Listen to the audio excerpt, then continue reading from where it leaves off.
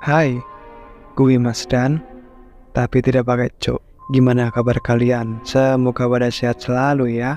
Kali ini saya akan membahas alur film yang bergenre horor berjudul Hostel 2005.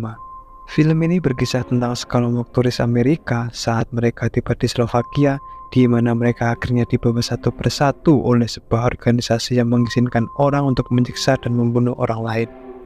Bagaimanakah kelanjutan ceritanya? Oke lah, daripada kebanyakan spoiler di depan, kita tonton alur ceritanya.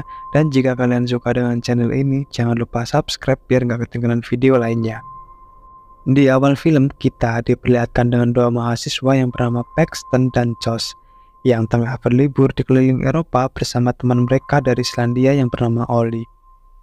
Ketika sedang di Amsterdam, Belanda, mereka mendapat informasi dari seorang yang bernama Alexei bahwa ada sebuah hotel di Slovakia yang dihuni wanita cantik dari berbagai negara. Ditambah lagi wanita-wanita di sana sangat tertarik dengan pria Amerika. Wah, pikir mereka cocok dong buat mengasah terong mereka yang lama kering. Karena penasaran, lantas mereka membatalkan perjalanan menuju Barcelona dan berpindah haluan ke Slovakia. Dalam perjalanan menggunakan kereta api, mereka sempat bertemu pria kaya asal Belanda. Saat asik bercerita, tiba-tiba pria tersebut memegang paha Josh secara spontan. Josh pun marah dan membuat si pria kaya itu pergi.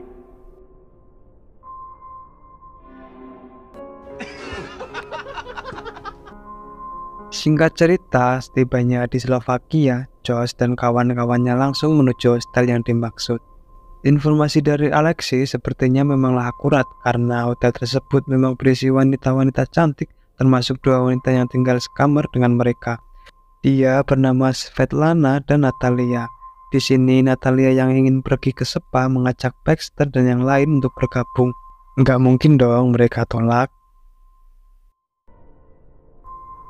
Setelah selesai dari spa, mereka berlanjut ke tempat klub. Paxton dan Ollie dengan cepat menikmati suasana tersebut. Tanpa ragu, mereka mengumbar kemesraan pasangannya masing-masing, di mana Ollie juga berkenalan dengan penghuni hostel lain yang bernama Vala. Tapi Josh yang sedikit canggung dengan hal itu, dia memilih mencari udara yang segar di luar. Ditambah lagi dia mempunyai asma, jadi nggak kuat kalau menghirup asap rokok. Apesnya saat di luar, sekelompok preman bocah ingusan memalaknya. Tanpa diduga, pria kaya dari Belanda yang ditemui di kereta tadi juga berada di sana. Dan dia membantu Josh. Sebagai rasa ucapan terima kasih, Josh mentraktirnya minum dan dia meminta maaf atas kejadian di kereta sebelumnya. Now I have my little girl who means more to me than anything in the world. Lalu, keesokan harinya ketika bangun tidur, Ollie tiba-tiba menghilang. Pegawai resepsionis berkata kalau Ollie sudah check out pagi tadi. Mereka pun merasa heran kenapa Ollie main pergi tanpa pamit dulu. Singkat cerita, ketika mereka sibuk menghubungi Ollie, tiba-tiba seorang wanita penghuni hostel memberitahu Paxton dan Josh bahwa dia mendapatkan kiriman foto dari temannya yang bernama Yuki yang semalam pergi bersama Ollie.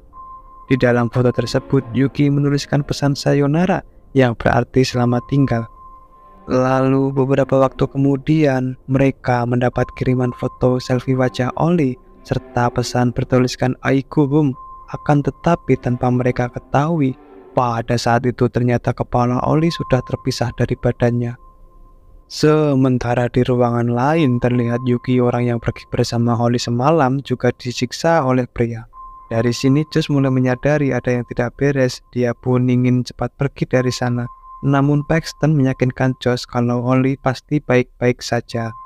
Dia pun mengajak Josh untuk setidaknya menghabiskan satu malam lagi di hostel ini. Dan akhirnya Josh pun setuju.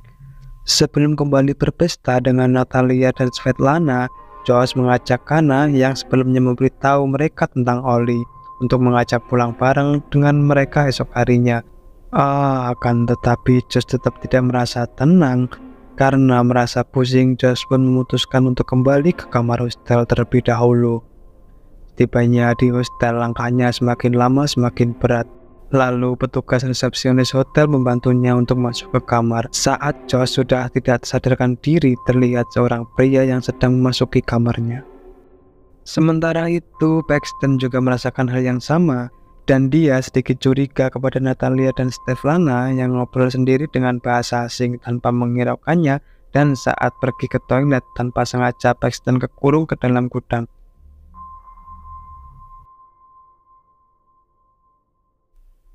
Di sisi lain, Josh terbangun dalam kondisi tubuhnya terikat di kursi, dan di sana terlihat seorang pria misterius yang lagi memilih senjata untuk menyiksa Josh, dan pilihannya jatuh pada mesin bor. Ternyata pria itu adalah pria kaya dari Belanda yang pernah bertemu dengan Josh ketika di kereta. Pria ini juga mengaku kalau cita-citanya jadi dokter bedah, namun dia gagal karena punya gejala tremor. Kemudian dia membukakan pintu dan membuka borgol Josh, lalu dia juga memperistilahkan Josh untuk keluar dari sana.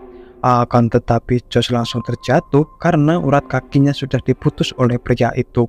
Kemudian tanpa pikir panjang, pria itu langsung menghabisinya.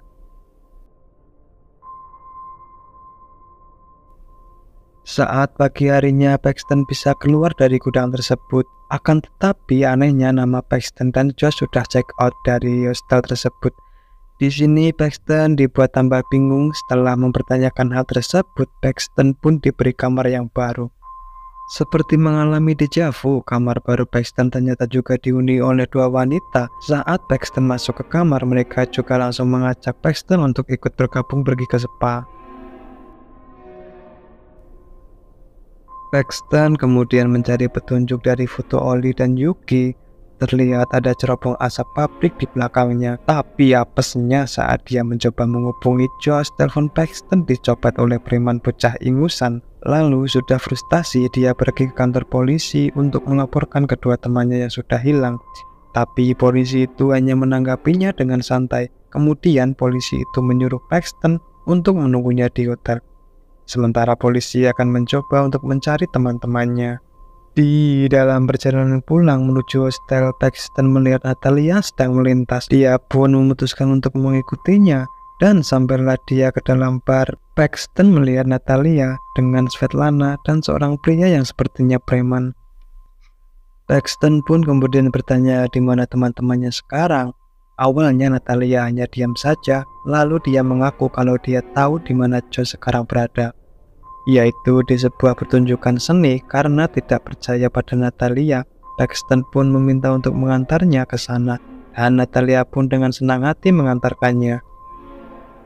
Lalu Natalia membawa Paxton ke tempat pabrik yang terbengkalai. Cerobong asap pabrik tersebut sama dengan yang ada di foto Oli dan Yuki. Dan di sana terlihat banyak orang-orang kaya dan bodyguard-nya. Be careful. Spend all your money. Ketika sesampainya di basement terdapat banyak ruangan, Natalia pun mengantarkannya satu ruangan. Dan betapa shocknya Paxton ketika melihat Josh lagi dibedah sama orang yang pernah ketemu mereka saat di kereta. Sambil tertawa puas, Natalia mengatakan bahwa ia sangat puas karena mendapat bayaran yang banyak karena sudah membawa Paxton dan Josh ke tempat ini. Ternyata Paxton sudah dijebak oleh Natalia. Kemudian datang dua pria besar lalu menyeret Paxton ke salah satu ruangan. Ternyata selain Josh ada banyak orang yang disiksa di ruangan lain. Beberapa saat setelah diikat di kursi dalam sebuah ruangan, seorang pria dari Jerman yang bernama Johan sudah ada di sana. Lalu penjaga di tempat itu meminta Paxton untuk berbicara. American. Setelah mengetahui Paxton orang Amerika, Johan pun berniat untuk menyiksa dan membunuh Paxton.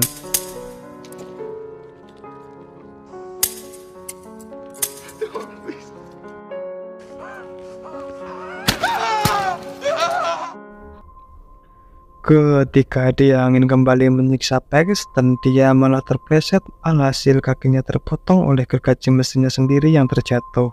Lalu dengan cepat Paxton mengambil pistol milik Johan dan langsung membunuhnya. Dia juga membunuh penjaga yang ada di lorong. Sambil menahan sakit, Paxton pun menyamar jadi psikopat sampai lantai atas.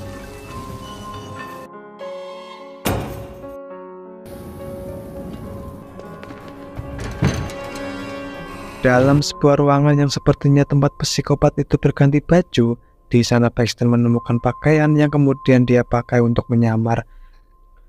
Lalu pada jas yang dia pakai, Paxton menemukan kartu nama bertuliskan Elite Hunting Club. Rupanya mereka organisasi yang memfasilitasi orang-orang yang mau membayar mahal untuk membunuh turis yang datang ke Slovakia. Johan dan pria kaya tadi adalah klien-klien mereka, dan tentu saja mereka para sultan dan orang-orang kaya.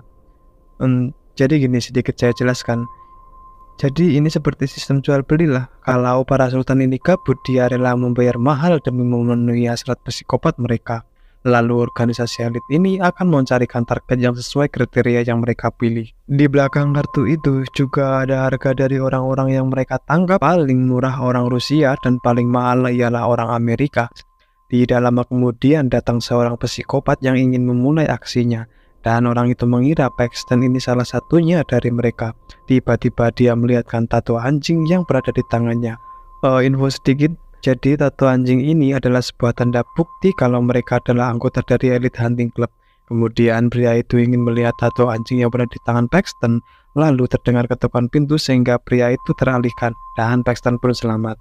Singkat cerita, ketika Paxton ingin mencuri mobil milik salah satu mereka, Paxton mendengar teriakan seorang wanita. Dia pun memutuskan untuk menyelamatkan wanita itu. Tanpa disangka wanita itu ternyata Kana, salah satu penghuni yang ada di hotel, yang wajahnya lagi dikulitin oleh pria yang tadi dia temui di ruangan ganti baju. Paxton pun membunuh pria itu dan langsung membawa Kana. Pada saat mencuri salah satu mobil yang ada di parkiran, aksi mereka diketahui oleh penjaga. Paxton pun bergegas memacu kendaraannya menuju stasiun kereta. Pada saat di pusat kota, tanpa sengaja di jalan, Paxton melihat Natalia, Svetlana, dan Alexei. Tanpa pikir panjang, Paxton langsung menabrak mereka sampai tewas. Lalu tidak jauh dari sana, mobil Paxton dihadang oleh kelompok preman cilik. Mengetahui ada sekantong permen karet di dalam mobil tersebut, Paxton memberikannya kepada pemimpin geng ingusan ini dan dia meminta mereka untuk menghadang pengendara mobil yang sedang mengejarnya di belakang.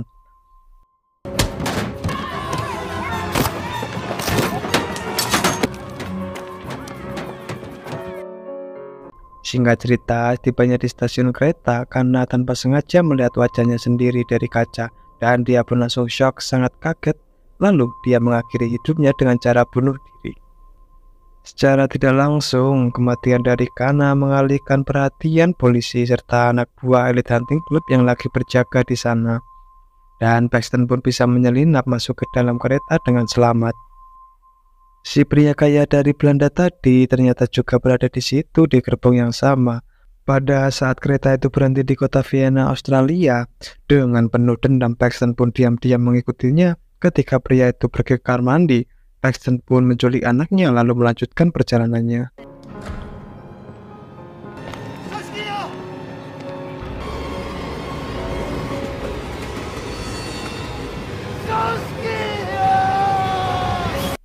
Dan film pun selesai.